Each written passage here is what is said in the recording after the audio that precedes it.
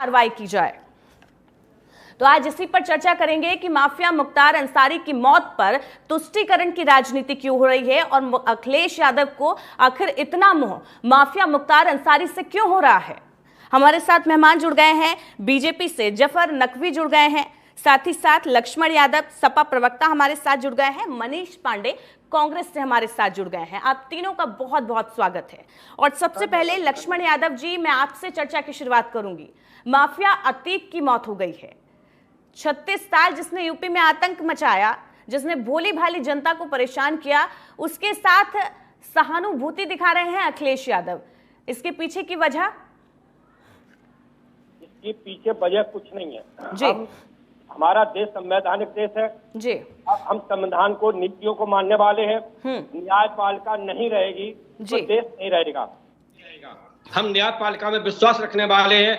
जब उन पर केस चल रहा है या वो अपराधी हैं तो अपराध सजा दे, उन्हें फांसी हो कुछ हो तो हमको कोई एतराज नहीं। जब जेल के अंदर षड्यंत्र करके वो माननीय मुख्तार अंसारी जी ये कह रहे हैं मेरी हत्या हो सकती है, मुझे जहर दिया जा रहा है, और मुझे बार बार उन्होंने 21 मार्च को ही अब प्रार्थना पत्र दिया था न्यायालय को कि मुझे जहर दिया जा रहा है, मेरी सुरक्षा की जाए, कुछ लोगों का षड्यंत्र है, और उस पर शासन प्रशासन ने कोई एक्शन नहीं लिया। ये एक दुर्भाग्य की बात है, देश के लिए हित में नहीं है, ये देश में हित में नहीं है। और हमारी समाजवादी पार्टी या इंडिया गठबंधन आतंकवादियों का कभी भी पक्ष नहीं लेता है, ये भाजपा करती है। आपने देखा होगा ब्रजेश सिंह पर 106 मुकदमे हैं जो बाहर घूम रहे हैं, धनंजय सिंह पर 46 मुकदमे हैं, ब्रजभूषण पर 84 मुकदमे हैं, डॉक्टर उदयभान सिंह पर 83 मुकदमे हैं, संग्राम सिंह पर 58, बादशाह सिंह पर 88, सनी सिंह पर 48, सोनू सिंह पर 48, सोनू पर 57, चुलबुल सिंह पर 53 मुकदमा, वो सब घूम रहे हैं। लेकिन इस तरह से जो जेल के अंदर, जैसे मुन्ना उसको अब गोली मार दी गई, मुन्ना बजरंगी को, इस तरह से जो अन्याय हो रहा है हम उसके खिलाफ हैं। हमारी पार्टी उसका विरोध कर रही है। न्याय के और न्यायपालिका के अंतर्गत कोई सजा होगी। सिस्टम पर सवाल उठा रहे हैं ना आप, तो सिस्टम पर सवाल उठा रहे हैं, पुलिस प्रशासन पर सवाल उठा रहे हैं। पुलिस प्रशासन का तो काम ही है ना माफियाओं को अंदर डालना, जेल में डालना और जांच करना और साथ ही साथ माफियाओं का अंत करना। तो ऐसे में पुलिस पर सवाल उठाना कहां तक सही है? हार्ट अटैक से उनकी मौत हुई है, वो आरोप भले लगा रहे थे, लेकिन उन्होंने ये नहीं बताया कि किससे उनको खतरा है। अगर उनको पता होता कि खतरा किससे है और कौन उनको जहर देना चाहता है तो वो पूरी बात का खुलासा करते ना। 5 नाम खोले हैं, 21 मार्च को जो प्रार्थना पत्र दिया गया उसमें 5 नाम खोले हैं, नेम से हैं, नाम खोले हुए हैं, उन पर एक्शन लिया जाता, उनका इलाज सही तरीका से करा दिया जाता तो आज इस दुनिया में मुख्तार अंसारी जिंदा होते। एक घटना नहीं है, पुलिस का काम जी न्यायालय में पेश करना, कार्रवाई करना है, लेकिन सजा तो सिर्फ अदालत दे सकती है। आज पुलिस ने अपनी अदालत का काम अपने हाथ में ले लिया है। सरकार ये कर रही है, ये बहुत गलत है, ये संविधान की धज्जियां उड़ रही हैं। इससे न्यायपालिका पर संदेश प्रकट होता है। न्यायपालिका किस लिए है? न्यायपालिका करेगी, न्याय करे, फांसी बोले, हम लोगों को कोई ऐतराज नहीं। लेकिन जो जेल के अंदर या पुलिस कस्टडी में जो मौतें हो रही हैं, इस पर हम लोग हजारों फर्जी एनकाउंटर हो गए, ये अच्छी बात है। और कुछ लोग वैसे घूम रहे हैं जिन पर 100 मुकदमे हैं। चलिए ठीक है, इसी का जवाब मैं जफर नकवी जी आपसे चाहूंगी कि आपके नेताओं पर भी कई मुकदमे दर्ज हैं, ऐसे में वो बाहर घूम रहे हैं और जब माफिया अतीक की मौत हो जाती है और वो अखिलेश यादव की पार्टी में भी रह चुके हैं, विधायक रह चुके हैं, अगर वो उनके नाम पर श्रद्धांजलि देते भी हैं तो आपको इतनी आपत्ति क्यों हो रही है? मैम, आपत्ति इस चीज की नहीं है कि उनके साथ ऐसी दुर्घटना हुई या फिर अभी ये तो जांच का विषय है कि हार्ट अटैक से उनकी मौत हुई है या फिर जो स्लो पॉइजन का उन्होंने एप्लीकेशन, उनके परिवार वाले बोल रहे हैं कि स्लो पॉइजन से रिलेटेड है। अभी इसकी कोई वास्तविकता नहीं है, ये सिर्फ लोगों की आशंकाएं हैं कि ऐसी स्थिति में हो गया। लेकिन जो सो कॉल्ड इंडिया गठबंधन है, जिसमें अभी समाजवादी पार्टी और कांग्रेस जिस प्रकार से लगातार भारतीय जनता पार्टी के ऊपर प्रहार कर रही है, न जाने इनके पास कौन से साक्ष्य आ गए हैं, न जाने इनको कौन सी पोस्टमार्टम रिपोर्ट, स्पेशल एडवांस में पोस्टमार्टम रिपोर्ट की इनके पास या तो विवेचना पहुंच गई होगी या फिर माननीय न्यायालय के जो फैसले होंगे वो इनके पास पहले से पहुंच गए होंगे, जो अभी आगामी जांच के बाद फैसले आएंगे। जिस प्रकार से भारतीय जनता पार्टी को कटघरे में खेला जा रहा है, इसके पीछे मुझे लॉजिक ही नहीं समझ में आ रहा कि जब उनके परिवार ने चिंता आशंका जो जताई थी वो माननीय न्यायालय के समक्ष जताई थी। माननीय न्यायालय इसके सवाल का जवाब देगा। भारतीय जनता पार्टी को इसमें दोषी बनाकर भारतीय जनता पार्टी की नीयत और नीति पे उंगली उठाना ये कतई बिल्कुल बर्दाश्त नहीं है, क्योंकि इनका काम ही है। और दूसरी बात ये जो आप पूछ रही हैं कि मुख्तार अंसारी की हत्या के बाद अचानक से अखिलेश यादव और समस्त इंडिया गठबंधन के लोग इतना एक्टिव क्यों हो गए, उसके पीछे एक राजनीतिक इनकी जो मंशा वो राजनीतिक मंशा है, क्योंकि इनको एक स्पेशल इनके पीडीए में ए आता है लास्ट में, वो ए इनका टूटा हुआ था। तो इन्होंने सोचा कि मुख्तार अंसारी साहब की हत्या या उनकी मौत को भी इन लोगों ने अपना राजनीतिक लाभ के लिए प्रलोभन देना चालू किया। और अल्पसंख्यक समुदाय के लोगों को ये बताने की कोशिश कर रहे हैं कि ये अल्पसंख्यक हितैषी हैं, अल्पसंख्यकों के साथ देश में बहुत जो है उनके ऊपर जो है जुल्म हो रहे हैं, बहुत अन्याय हो रहा है, उनके साथ न्याय व्यवस्था नहीं देखी जा रही, व्यवस्थापिका, कार्यपालिका, न्यायपालिका सब उनके अगेंस्ट है। ये इंडिया अलायंस के नेताओं की जो लगातार एक रणनीति तैयार हुई है, उसका मकसद ये है कि कैसे भारतीय जनता पार्टी की नियत और नीति पे सवाल किया जाए। जबकि उनके परिवार ने जो याचिका दाखिल की वो न्यायालय के समक्ष गई। उनके परिवार ने ये बताया कि स्लो पॉइजन का मामला है, न्यायालय में गया।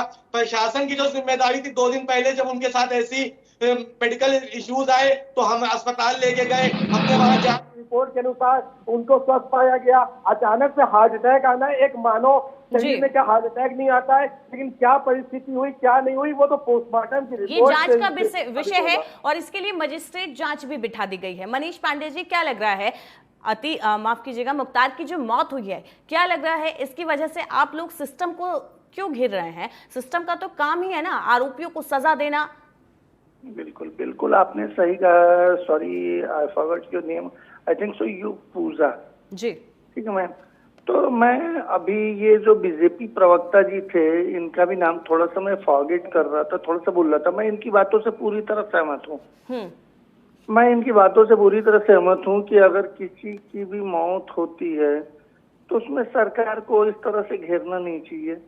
हालांकि पार्टियां गलत कर रही हैं जी। बस कुछ चीजें मुझे आपसे और ये भाजपा प्रवक्ता जी से पूछनी थी कि जैसे अभी आपने डिबेट के शुरुआत में ये चीजें बोली कि हमारे माननीय मुख्यमंत्री जी ने ये कहा था कि अपराधियों को मिट्टी में मिला दूंगा, ठीक है, और अभी ये सर ने कहा कि लोग हमारे सरकार पे उंगली उठा रहे हैं जबकि हमने तो उनका दवा इलाज कराया। तो इन दो बातों में एक मतभेद पैदा होता नजर आ रहा है। और वो मतभेद कुछ इस तरीके से कि जो जैसे कि सोशल मीडिया के आजकल हीरो बने हुए हैं जो भाजपा के बड़े सोशल मीडिया लिंकर हैं, या जो रिटायर्ड आईएएस जैसे लाइक दैट सूर्य प्रताप सिंह, ये तमाम लोग ऐसे जी जो आज ये थैंक यू माननीय आदित्यनाथ जी, इसका मतलब कि कहीं ना कहीं ये स्वयं मीडिया या ये भाजपा के लोग माननीय मुख्यमंत्री जी पर सवाल उठा रहे हैं। मैं तो ये मानने को तैयार ही नहीं हूं कि माननीय मुख्यमंत्री जी कभी ऐसा घिनौना घृणित काम कर सकते हैं, लेकिन भाजपा के जो लोग हैं वो स्वयं अपने सोशल मीडिया हैंडल से ये चीजें पोस्ट कर रहे हैं। वो रिटायर्ड आईएएस, मैं आपसे बस एक चीज पूछना, वो रिटायर्ड आईएएस हैं तो इन सारों को पकड़ के बस एक चीज पूछनी चाहिए कि आपको कौन सा ऐसा सूत्र मिला जो आपने कह दिया कि माननीय मुख्यमंत्री जी आपका धन्यवाद। किसी भी इंसान की मौत पे सिर्फ एक आदमी खुश होता है, या तो गिद्ध या तो जानवर, वो चाहे अपराधी हो चाहे कोई भी हो, लेकिन मौत पे जश्न कौन मनाता है? जो गिरा से गिरा आदमी हो। किसी की भी मौत पे जश्न नहीं मनाना चाहिए। मनीष जी, सोशल मीडिया की अगर आप बात कर रहे हैं तो सुनिए, सोशल मीडिया की आप बात कर रहे हैं तो सोशल मीडिया पर मुख्तार के समर्थक भी हैं और ऐसे भी लोग हैं जिनको परेशान किया है मुख्तार ने, जिनको प्रताड़ित किया है, तो सब अपने अपने तरीके से अपनी चीजें व्यक्त कर रहे हैं, तो उस चीज को अलग कर देते हैं। बस मैं आपसे यही बातें कह रहा हूँ, मैंने मुख्तार के ना तो फेवर में कोई बात की है और ना तो, लेकिन आप उत्तर प्रदेश में आप गठबंधन में हैं। सुनिए ना मनीष जी, मेरी तो बात सुनिए, आप गठबंधन में हैं तो आपको कोई ना कोई स्टैंड तो लेना होगा। आप बच नहीं सकते हैं जिस तरीके से आप बच रहे हैं स्टैंड लेने से। या तो आप सपा के साथ रहिए कि ठीक है पुलिस प्रशासन पर सवाल उठते हैं, पुलिस ने अपना काम ठीक से नहीं किया है, या फिर आप अलग हो जाइए कि ठीक है जो पुलिस कर रही है वो ठीक है। स्टैंड तो आपको क्लियर रखना पड़ेगा ना। जितनी तन्मयता से मैं आपकी बातें सुन रहा हूँ, मैं उम्मीद करूंगा कि आप सभी भी मेरी उतनी तन्मयता से मेरी बातों को सुनोगे। मैं सुन रही हूँ, आप बोलिए। तो बस मैं यही कहना चाहता हूँ कि जैसे कि ये लोग लगातार माननीय मुख्यमंत्री जी पर ये सवाल दाग रहे हैं कि थैंक यू माननीय मुख्यमंत्री जी, प्रकृति ने उसको ये दिया, उसमें आपका योगदान रहा, ठीक है। तो माननीय मुख्यमंत्री जी को कहीं ना कहीं फंसाने की एक साजिश बीजेपी के स्वयं कुछ लोग कर रहे हैं, जिसमें पूर्व रिटायर्ड IAS वगैरह सभी कुछ शामिल है। तो ऐसे लोगों को स्वयं पकड़ के ये पूछना चाहिए कि आपको किन गुप्त सूत्रों द्वारा ये पता चला कि इस हत्या में या इस हादसे में माननीय मुख्यमंत्री जी का हाथ कहां से है, पहली चीज। दूसरी चीज मैं ये पूछना चाहता हूँ कि जब CBI ने ये सारा मामला अपने अंडर ले लिया है, जजों की नियुक्ति की है, फैसला आना बाकी है, तो इसमें इतना उत्साह दिखाने, किसी की मौत पे उत्साह दिखाने का क्या मतलब होता है? किसी की भी मौत पे, मैंने बार बार मेंशन किया, किसी की भी मौत पे। तीसरी चीज कि जिन हत्या में वो उनको उम्र कैद की सजा मिल चुकी थी, उस हत्या का एक आदमी स्वर्गीय श्री कृष्णानंद राय जी के भतीजे स्वयं सोशल मीडिया पे घूमते ये कहते फिरते रह रहे हैं कि थैंक यू माननीय PM, थैंक यू माननीय। आप उनकी बात का मतलब नहीं समझे। उन्होंने पुलिस प्रशासन को जो छूट दी है माफियाओं पर कार्रवाई के लिए, उसके लिए धन्यवाद किया है, ना कि मुख्तार अंसारी की मौत के लिए। आप भाव नहीं समझ रहे हैं ना? बिल्कुल बिल्कुल। या फिर आप समझना नहीं चाहते हैं? नहीं पूजा जी, मैं अब आपकी बात समझ गया कि शायद उन्होंने PM या CM जी को ये कहा है कि जो पुलिस कार्रवाई कर रही है इसके लिए वेल एंड गुड, ठीक है। आप यही कहना चाहते हो ना? मनीष जी, आप बातों को घुमा रहे हैं। खैर, मैं अशोक जी आपके, माफ कीजिएगा लक्ष्मण जी, आपके पास आना चाहूंगी। क्या लगता है, एक तरफ अखिलेश सरकार में जिस तरीके से माफिया दबंग घूमते थे, वो कार्रवाई योगी सरकार में हो रही है। अब माफिया डर कर रहते हैं, बुलडोजर उन पर चलते हैं, उन पर कार्रवाई होती है। तो ये जो बौखलाहट है, क्या यही विपक्ष की बड़ी बौखलाहट है? क्योंकि जनता सब देख रही है। एक वो माहौल था जब डर के जनता वहां घर में रहती थी, और आज खुले में घूम रही है। योगी आदित्यनाथ इसका दम भी भरते हैं। बीजेपी बार बार इन्हीं मुद्दों को लेकर जनता के बीच भी जाती है। कहां पर बेखौफ जनता घूम रही है, कहां महिला घूम रही हैं, कहां ऐसा हो रहा है? सिर्फ बेखौफ घूम रहा है तो सड़कों पर सिर्फ सांड घूम रहा है, सिर्फ सांड घूम रहा है। बेखौफ जनता आज भी डरी हुई है, सहमी हुई है कि कब हम पर बुलडोजर चल जाए, कब हम पर मुकदमा लग जाए, कब रेड पड़ जाए, कब CBI और रेड एक्शन ले ले। ED CD का डर दिखाया जा रहा है। मुख्यमंत्री तक जेल में है। हम ये नहीं कह रहे हैं, हम ये कह रहे हैं निष्पक्षता होनी चाहिए। जब उनका मांग कर रहा है परिवार कि हमारी एम्स के जो डॉक्टर द्वारा पोस्टमार्टम किया जाए, तो क्या इसमें बुरी बात है? जब सही है, मौत हार्ट अटैक से हुई है, तो वो भी रिपोर्ट देंगे। लेकिन पोस्टमार्टम रिपोर्ट आने का इंतजार तो करना चाहिए ना। पोस्टमार्टम रिपोर्ट आने का इंतजार करना चाहिए, उसके बाद जो भी मांगे हैं आप रखिए ना। लेकिन आप रिपोर्ट आने से पहले ही आप कह दें हमें तो भरोसा ही नहीं है वहां के प्रशासन पर, वहां की व्यवस्था पर, ये तो गलत होगा ना। नहीं, गलत इसलिए बोल रहे हैं हम, गलत है क्योंकि कुछ लोग घूम रहे हैं, कुछ लोग मुसलमान या यादवों पर ही चुन चुन कर कार्रवाइयां हो रही है, और कुछ ऐसे लोग मैंने अभी मुकदमा गिनाया जिन पर 85, 86, 106 उन पर कार्रवाई क्यों नहीं हो रही? उन पर बुलडोजर कब चलेगा? जफर जी, आप जवाब देंगे। आपकी पार्टी में भी कई ऐसे नेता हैं जिन पर कई गंभीर आरोप लगे हैं, लेकिन बावजूद इसके पार्टी ने अभी तक उन पर कोई कार्रवाई नहीं की है। मैम, अभी तक आदरणीय हमारे समाजवादी पार्टी के प्रवक्ता लगातार सिर्फ ये कोशिश कर रहे हैं कि वो विक्टिम कार्ड की बात कर रहे हैं।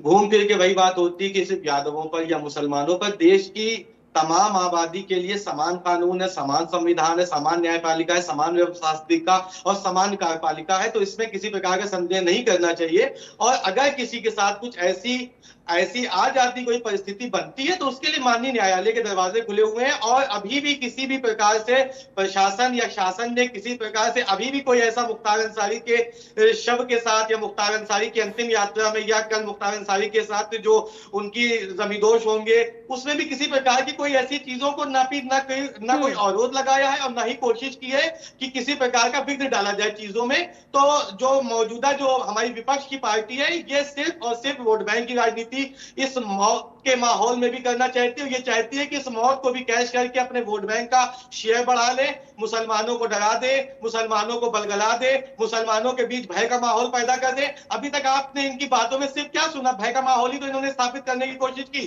कि मुसलमान है, वो यादव है। क्या मुसलमान और यादव न्यायपालिका और व्यवस्थापिका की चीजों में आता है?